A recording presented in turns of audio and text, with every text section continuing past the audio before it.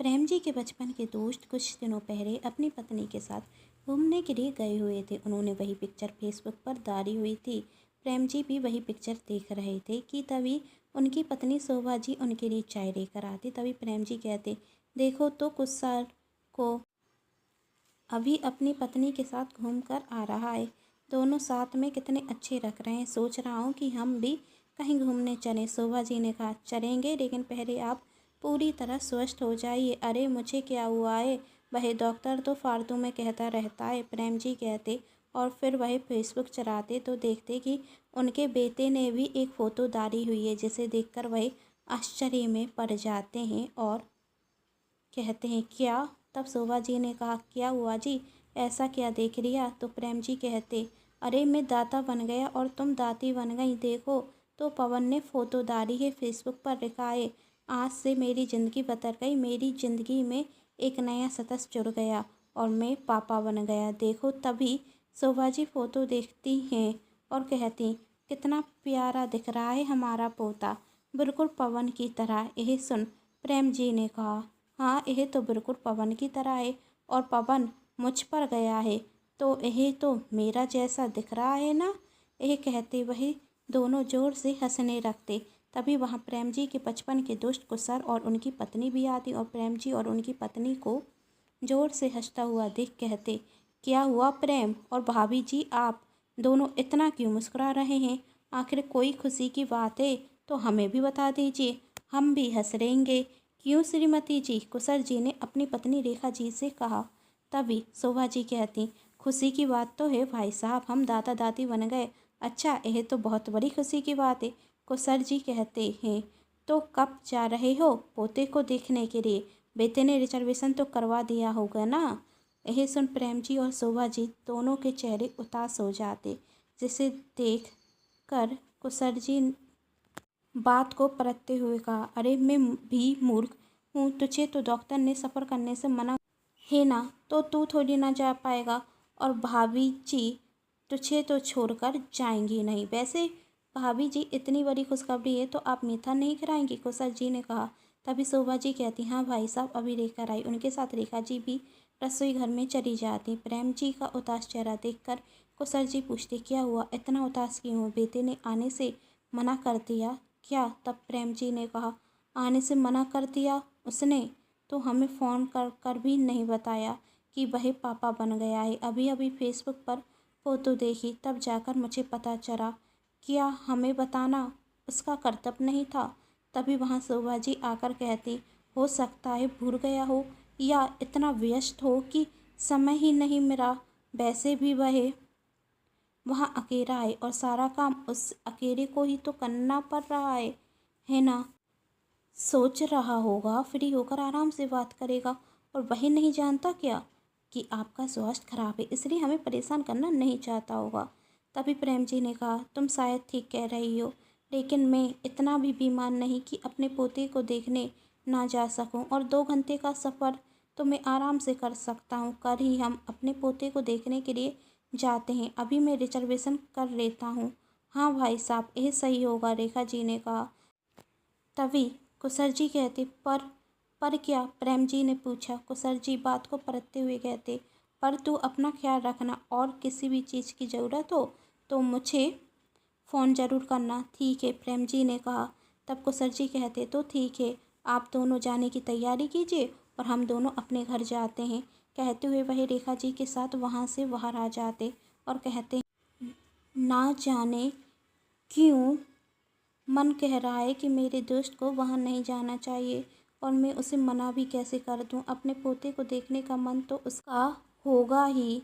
कितना अच्छा इंसान है मेरा दोस्त, हमेशा हर किसी के लिए अच्छा ही सोचता है, लेकिन इसका नालायक बेटा इसे इतना कैसे भूल गया।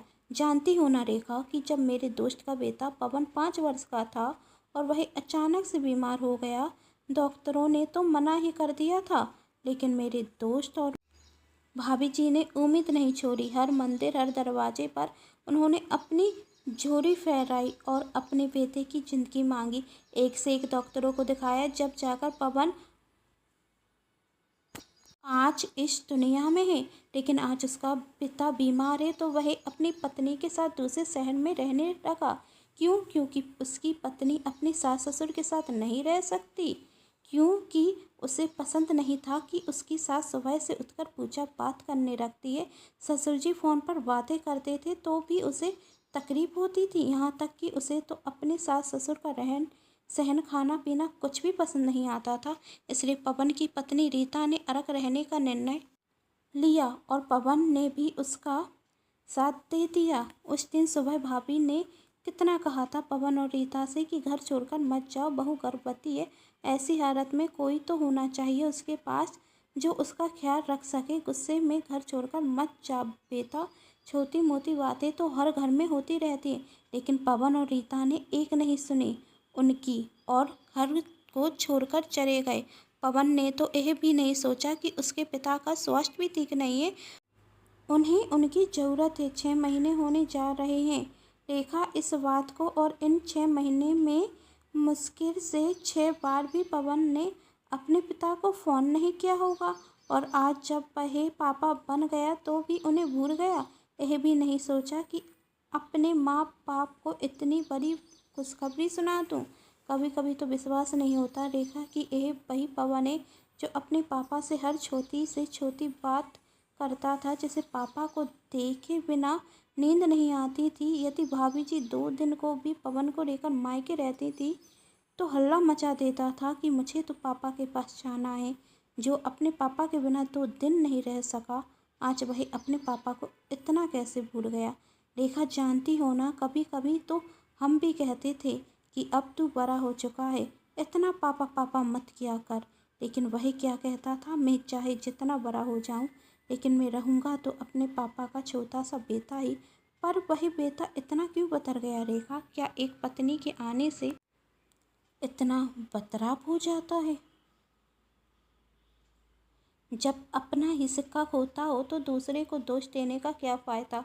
रेखा जी ने कहा। पवन तो स्वार्थी था। जब तक उसे अपने माँ बाप की ज़रूरत थी तब तक तो उन्हें बहुत पूछा और फिर भूल गया। वह चाहता तो अपनी पत्नी को समझा सकता था और नहीं समझ रही थी तो कह देता, यदि मैं अपने माता पिता को छोड़कर जाऊंगा तो तुम्हें भी अपने माता पिता से हर एक रिश्ता और नाता तोड़ना होगा। पवन के इतने ही कहते साथ ना उस लड़की की अकड़ अपने आप ठिकाने आ जाती। ना जाने कैसी लड़कियां होती हैं जो मायके से ससुराल आते ही साथ ससुराल में दरार डालना शुरू कर देती हैं। यह तो हर लड़की चाहती है कि उसके मायके में खुशहाली बनी रहे, उसका भाई कभी उसके माता पिता को छोड़कर ना जाए। लेकिन ससुराल जाने के बाद सबसे पहले वह अपने पति को ही उनके माता पिता से दूर करना चाहती। आखिर क्यों जी? रेखा जी ने कुसर जी से कहा। तब कुसर जी कहते, पता नहीं रेखा कि कोई भी बेटी बहू बनकर इतना कैसे बदल जाती है। पापा की परी है तो दूसरे घर की बहू भी तो है, क्या उसका कर्तव्य अपने ससुराल के प्रति कुछ नहीं होता?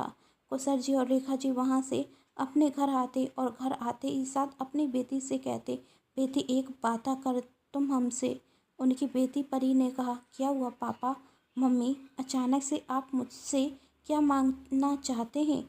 तब कुसर जी और रेखा जी अपनी बेटी को प्रेम जी और उनकी पत्नी शोभा जी के बारे में बताते हुए कहते, तू जिस भी घर की बहू बनेगी उस घर में कभी भी अपने पति को अपने सास ससुर से अलग मत करना, क्योंकि मैं नहीं चाहता कि कोई बेटा अपने माँ बाप से अलग रहे। ऐसा कभी नहीं होगा पापा, उनकी बेटी परी ने कहा। आप दोनों के संस्कार हैं मेरे साथ, और मैंने नहीं देखा कि मम्मी दादी और दादाजी के साथ कितने अच्छे से रहती थी, बल्कि मम्मी तो यह कहती थी कि दादा दादी के साथ रहती थी, इसलिए उन्हें तो पता भी नहीं चला कि हम बच्चे कब बड़े हो गए।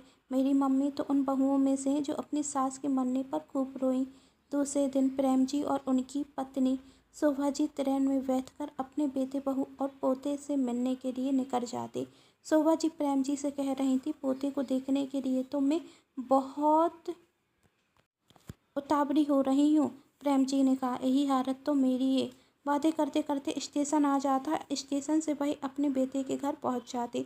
घर के बाहर जाकर जब डोरबेल बजाते तो दरवाज़ा उनके समधी और समधन खोलते। रीता के माता पिता को घर का दरवाज़ा खोलते हुए देख वह आश्चर्य में पड़ जाते हैं। कहीं ना कहीं मन में यह ख्याल आता कि बेटे ने सास ससुर को तो बुला लिया और माँ बाप को भूल गया।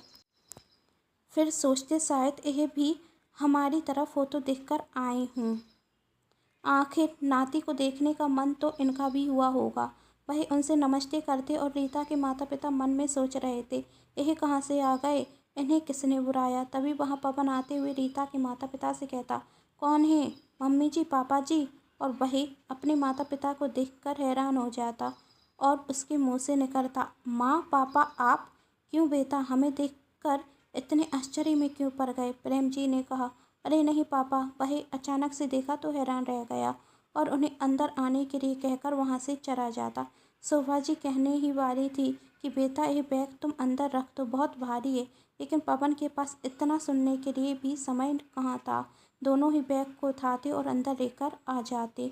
पवन और रीता के माता पिता रीता के कमरे में जाते। जब रीता को पता चलता तो वह पवन से कहती, इन्हें बुलाने की क्या ज़रूरत थी? तब पवन ने कहा, मैंने थोड़ी ना बुलाया है, कहीं से पता चल गया होगा तो आ गए, अब आए हैं 2-4 दिन में चले जाएंगे। तभी रीता ने कहा, चले तो जाएंगे लेकिन 2-4 दिन तक रुकेंगे कहाँ? हमारा घर कोई तो है ही नहीं कि बहुत से कमरे होंगे।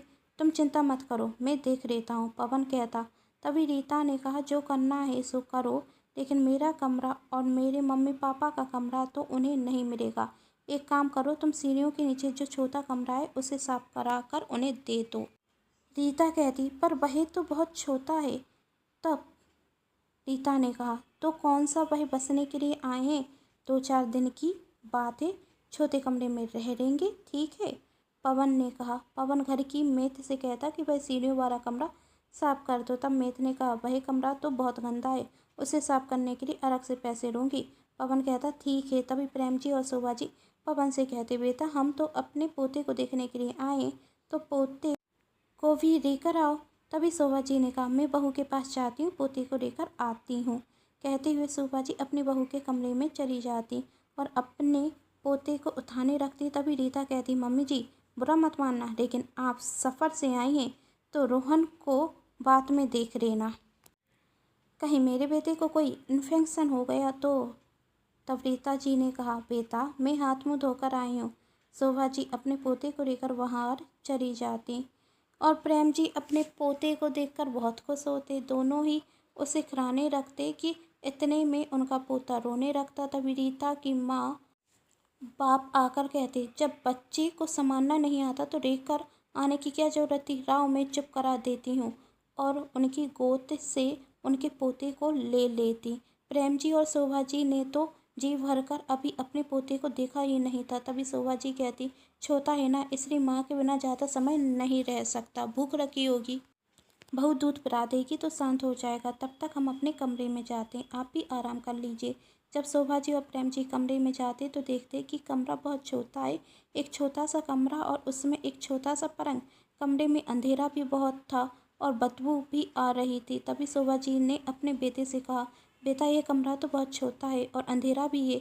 तभी पवन कहता, माँ आप कौन सा यहाँ बसने के लिए आई हैं, 1-2 दिन की बात है, एडजस्ट कर लीजिए ना, और अंधेरा हो या उचेरा उससे आपको क्या फ़र्क पड़ता है, मैं एक छोटा सा बर्फ़ रखवा दूंगा, उसके बाद तो ठीक है। कहते हुए पवन वहाँ से चला जाता। अपने बेटे की ऐसी बातें सुनकर प्रेम जी और शोभा जी दोनों को ही अच्छा नहीं लगता और उन्हें वह दिन याद आ जाता जब वह किराए के एक छोटे से घर में रहने गए। उस घर में सिर्फ 2 ही कमरे थे। एक कमरा देखने में बहुत सुंदर था और अच्छा भी बना हुआ था, लेकिन एक कमरा छोटा सा था।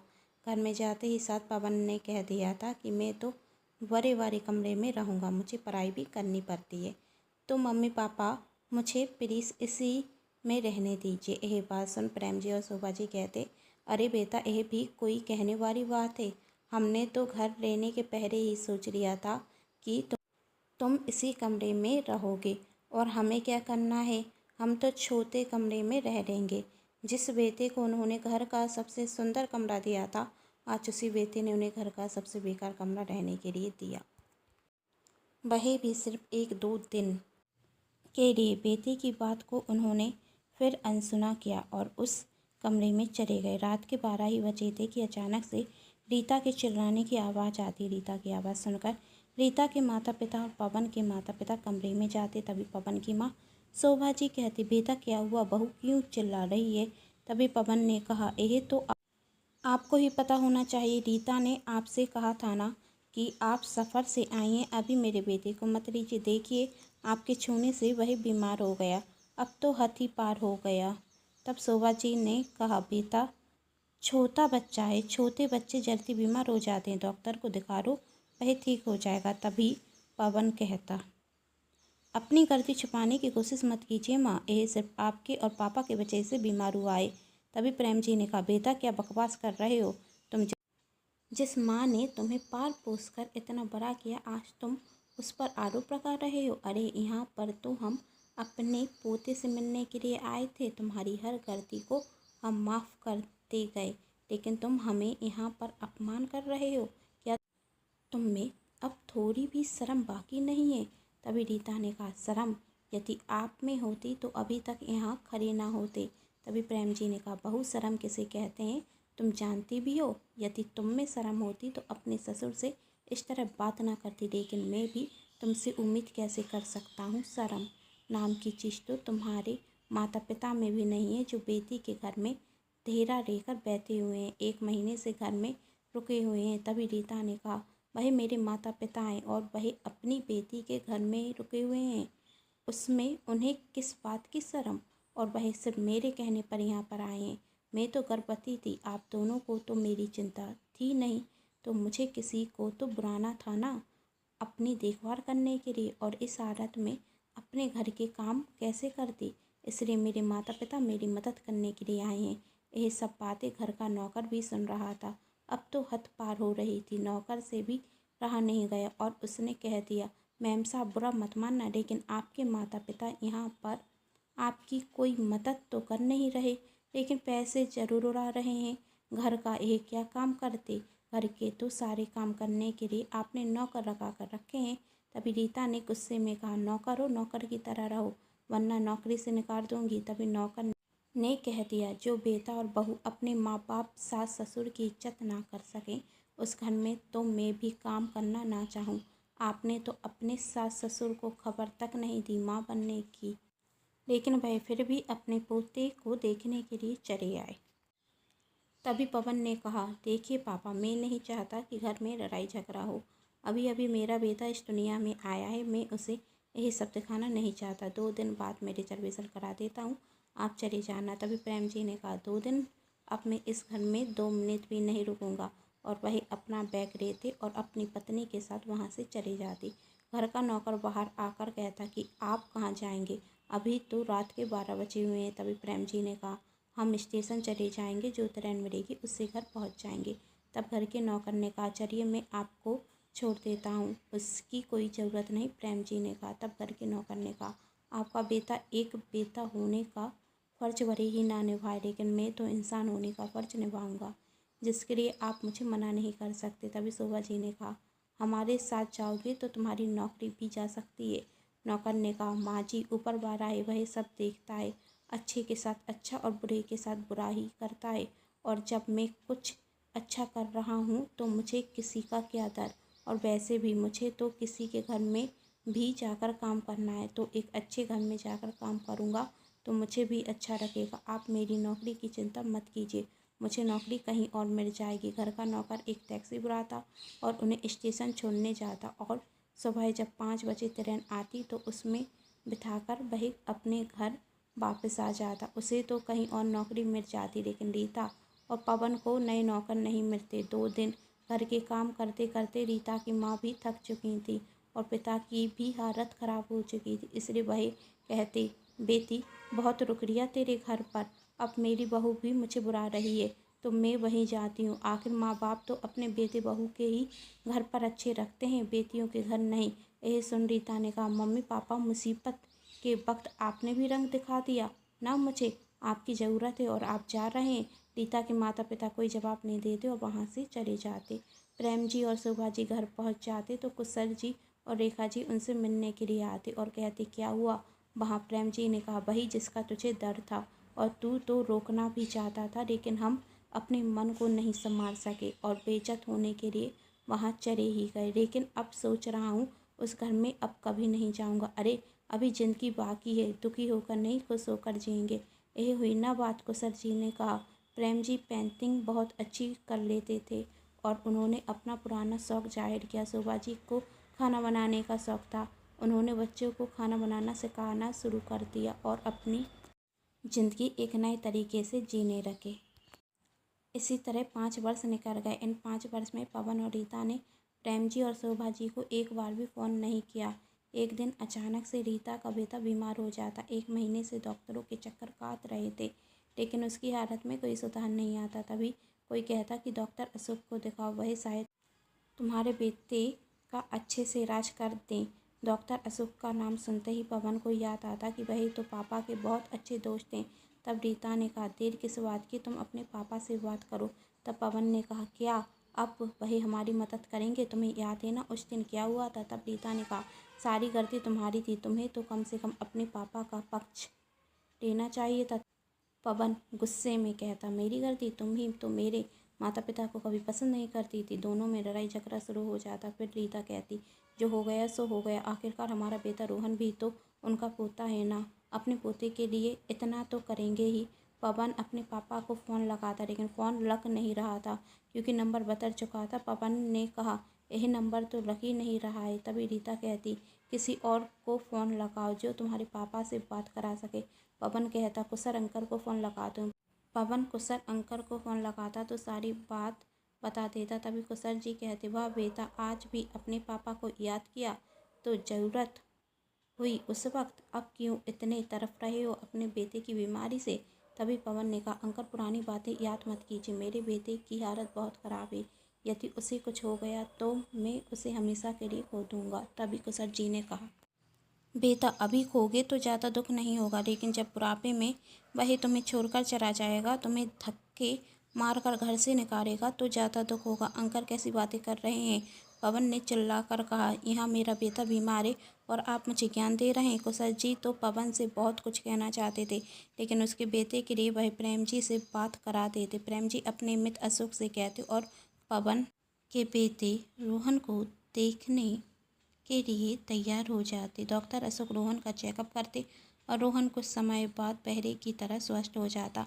फिर एक दिन अचानक से प्रेम जी और शोभा जी के घर की डोरबेल बजती। जब वह दरवाज़ा खोलकर देखते तो उनके बेटे बहू और पोता रोहन था।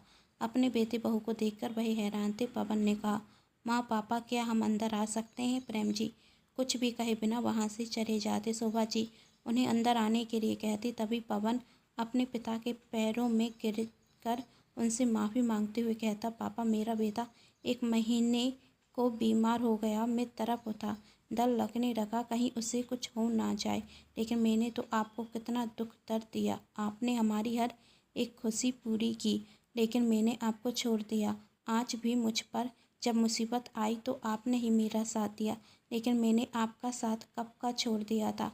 मुझसे बहुत बड़ी गलती हो गई। मैं समझ गया कि एक पिता के लिए बेटे का प्यार क्या होता है। मैंने जो भी गलती की थी उसके लिए मुझे माफ़ कर दीजिए। रीता ने भी अपने सास ससुर से माफ़ी मांगी। तब प्रेम जी ने कहा, अब हमें तुमसे कोई शिकायत नहीं है और ना ही तुम दोनों को माफ़ी मांगने की ज़रूरत है। तुम दोनों अपनी दुनिया में आगे बढ़ चुके हो और हम अपनी दुनिया में। चाहो तो कुछ दिन रुक सकते हो। घर का आज भी एक अच्छा कमरा तुम दोनों के लिए खाली है, जाकर रह सकते हो, और नहीं रुकना तो दरवाज़ा खुला हुआ है। यह सुन पवन रीता अपने बेटे रोहन का हाथ पकड़ कर वहाँ से जाने लगते। तभी रोहन हाथ छुड़ाते हुए भागता और अपने दादा दादी का हाथ पकड़ते हुए कहता, आप मुझसे भी नाराज़ हैं? गलती तो मम्मी पापा की है, तो मुझे अपने से दूर क्यों कर रहे हैं? यह सुन प्रेम जी और शोभा जी दोनों की आंखों से आंसू बहने लगे। उन्होंने रोहन को अपने गले से लगाया और पवन और रीता को सुधरने का एक और मौका दिया। पवन ने ट्रांसफ़र करा लिया और अपनी नौकरी अपने उसी शहर में रखवा जहाँ उसके मम्मी पापा रहते थे। अब वह सब एक घर में एक साथ रह रहे थे और सभी खुश थे। यदि आप सभी को मेरे द्वारा लिखी गई ये कहानी पसंद आई है तो चैनल को सब्सक्राइब कर लीजिएगा, वीडियो को लाइक कर दीजिएगा और कहानी को अपनों के साथ शेयर करना बिल्कुल ना भूलें। Thanks for watching.